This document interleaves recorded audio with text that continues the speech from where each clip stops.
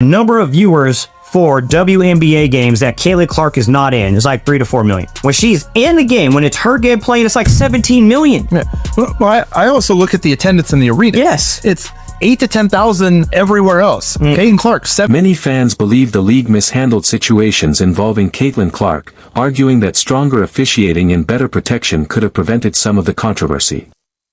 As a result, some viewers say games without her don't deliver the same level of excitement, leading to lower interest and ongoing debate about just how important her presence has become. Take a look at this. Do we think that these new WNBA fans are going to stick around for the rest of the playoffs? The Liberty Aces series might be one that draws some numbers. The disparity between 1.8 million and around 400,000 is wild, especially with football season. Many fans believe the league mishandled situations involving Caitlin Clark, arguing that stronger officiating and better protection could have prevented some of the controversy. As a result, some viewers say games without her don't deliver the same level of excitement, leading to lower interest and ongoing debate about just how important her presence has become. Take a look at this.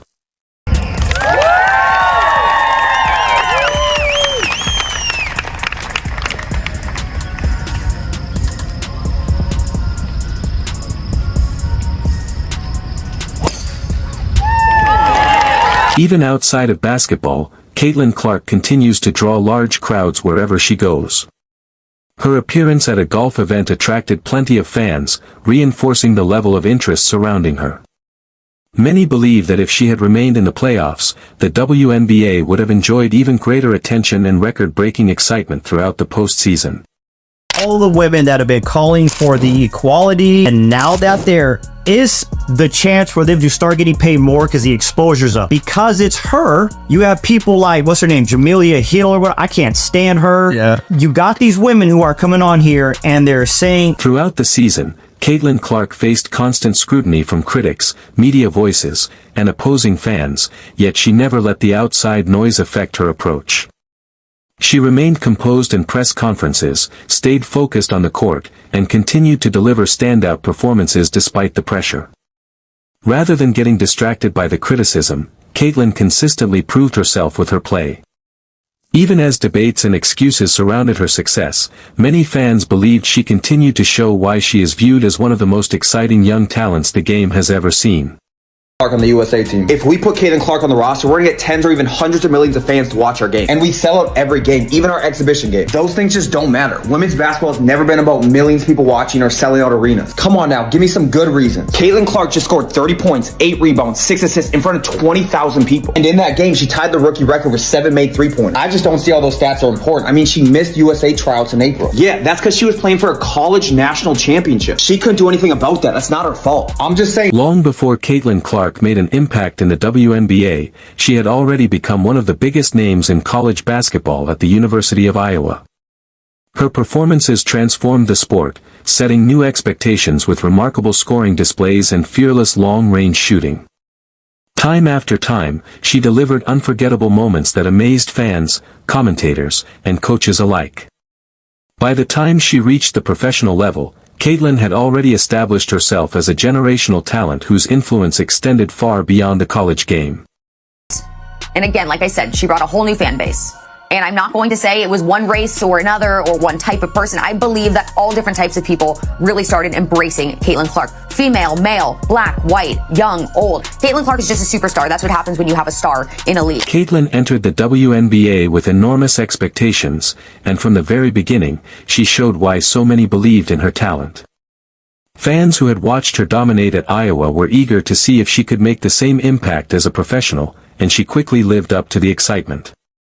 Game after game, she produced performances that matched the hype, proving she belonged among the league's brightest stars while continuing to win over even more fans with her exciting style of play. This season, they were the most watched team in the league. An average of viewership, 1.1 million viewers each game in the regular season. Other games listed to this paled in comparison, drawing just about 394,000 viewers on average. What made Caitlin stand out wasn't just her impressive statistics, it was the impact she had on everyone around her. Along with scoring at a high level, she consistently created quality opportunities for her teammates through exceptional court vision and smart decision-making. Her leadership became evident as she helped guide the Fever through key moments, often stepping up when the game was on the line. Despite being a rookie, she earned the trust of her teammates and repeatedly delivered in pressure situations. As the season progressed, it became clear that Caitlin was more than a promising young talent. She had already become one of the league's most influential players. The attention surrounding her games from fans and the media continued to grow, with many viewing her as one of the biggest stars shaping the future of the WNBA.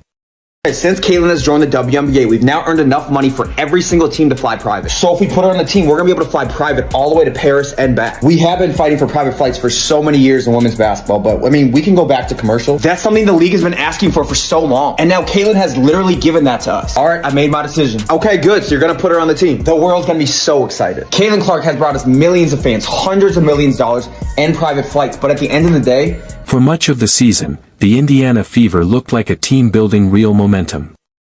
With Caitlin Clark leading the way, many believed they had the talent and confidence needed to make a strong postseason run.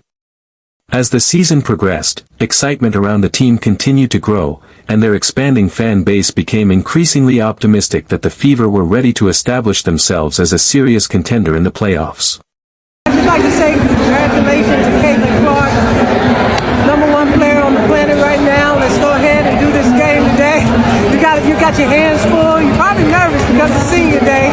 It's the last one here, but this crowd's going to carry you through. So just keep focused. I know as soon as you drop that first three, it's going to be I don't really listen to, honestly, because I'm in season. I have other things that we need to worry about than what other people have to say. I have a scout. I have 11 other minds on my team and in my locker room that we got to make sure that we're on the same mindset.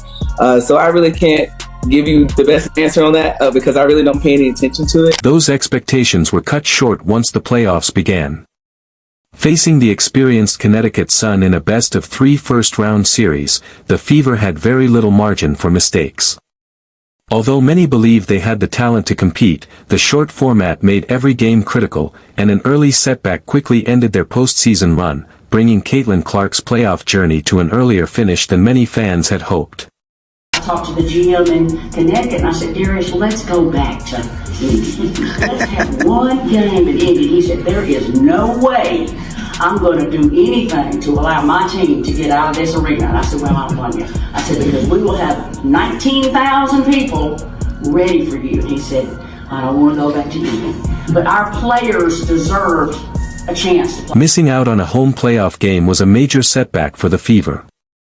Throughout the season, the team had built one of the WNBA's most energetic fan bases, with packed arenas creating an atmosphere that could have made a real difference in a postseason series.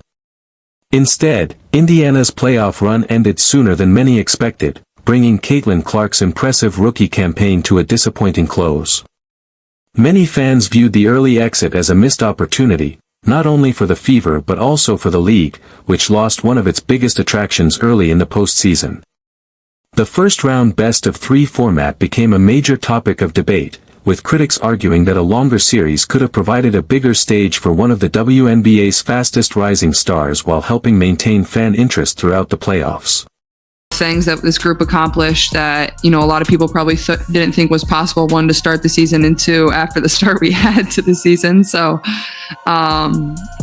yeah, it'll definitely be probably a little weird for me over the course of the first couple weeks, and then I'm sure I'll get bored and pick up a basketball again. So, in season, the WNBA had grown by 40% viewership from 2022 to 2023, but with Caitlin Clark's arrival, it's grown by 400% viewership. What that means is, if the WNBA were continue to grow at the rate it grew from 22 to 23, it would take until 2028 to do what Caitlin Clark did. Many fans have argued that a longer first-round playoff series would create more excitement and give teams a better chance to recover after an early loss.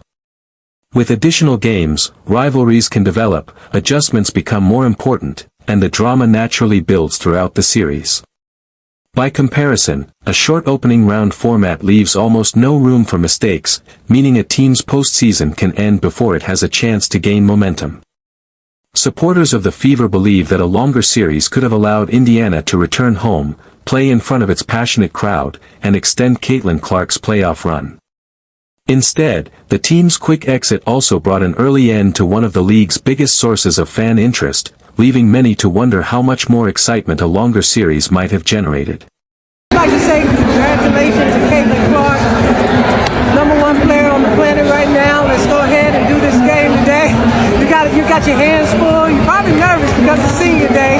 It's the last one here, but this crowd's gonna carry you through. So just keep focused. I know as soon as you drop that first three, it's gonna be all over. I feel like after the break, I still don't think she's dominating, but she's a different player than she was in the first half. Games without Caitlin Clark have consistently drawn smaller audiences, leading many fans to argue that the league is now experiencing the impact of her absence. As viewership declines for matchups without her, the conversation around the Caitlin Clark effect has only grown stronger, with many pointing to her ability to attract viewers and generate interest unlike any other player in the league. Caitlin Clark is box office. She is a star. But you've known they were coming for you when you were waving your hands in your face to mock Caitlin Clark when you were beating her for the national championship. And so you knew they were going to come for you. Some of us felt like maybe she hadn't proved it in the WNBA, but at this point, she certainly has.